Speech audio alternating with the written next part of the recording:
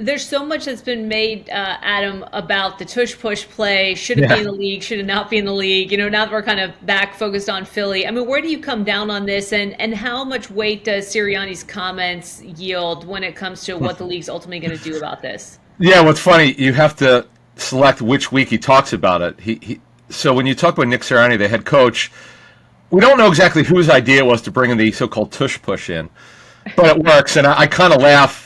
And Nick was talking about this. Other teams try it, but they don't. They just can't get it. Clearly, the Eagles last year in the 22 off season, they developed it. They brought it in. They clearly worked on it hard, and they perfected it. Their percentage of conversion is ridiculously high, and that's why you don't see them throw a lot on 3rd and 2 or third and 1 or 4th and 1 or 4th and 2 because they know they can convert it. Whereas the other teams try it and they have not been successful. It's just not very successful. Now, what do I stand on it? At first, I'm like, what is this? Is this a rugby scrum? Like, I didn't get it.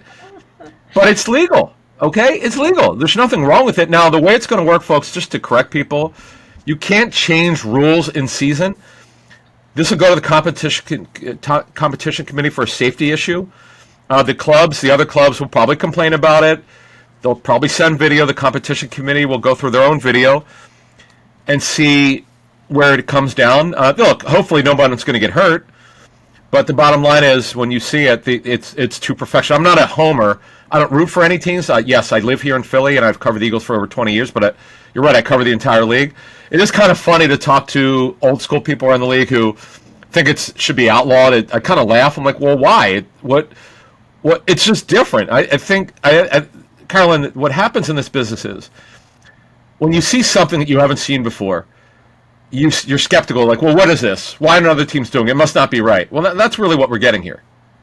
And does that then turn into a little bit of politics when you talk about taking these to the competition committee? I mean, pegging it as a safety issue, well, that may or may not be the case when, quite frankly, there's so many things that could be, I guess, deemed a safety issue in a sport that's just inherently dangerous. But, is that where you get some other teams maybe a little bit turned off by the fact that they can't execute it in the way that Philadelphia has seemingly been able to, and so they want it wiped away from the playbook? I mean, take us inside the sort of internal politics of it all, and why, in the first place, it is seemingly so difficult to execute with the kind of efficiency that Philadelphia has been able to do. I know. And look, I'll be at the owners' meetings in March, and I know the way these work. So what could happen is it could get to the ownership level where the head coach or the general manager gets the owner on it to make sure this gets out there if they don't like it, if they want it outlawed.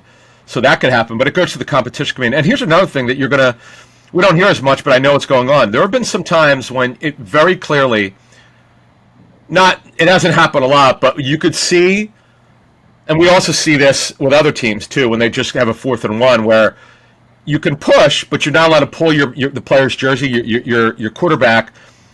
You can see over the years where sometimes the refs miss it, where the teammate tugs on the jersey to pull the player. You're not allowed to do that. You can push, but you cannot pull.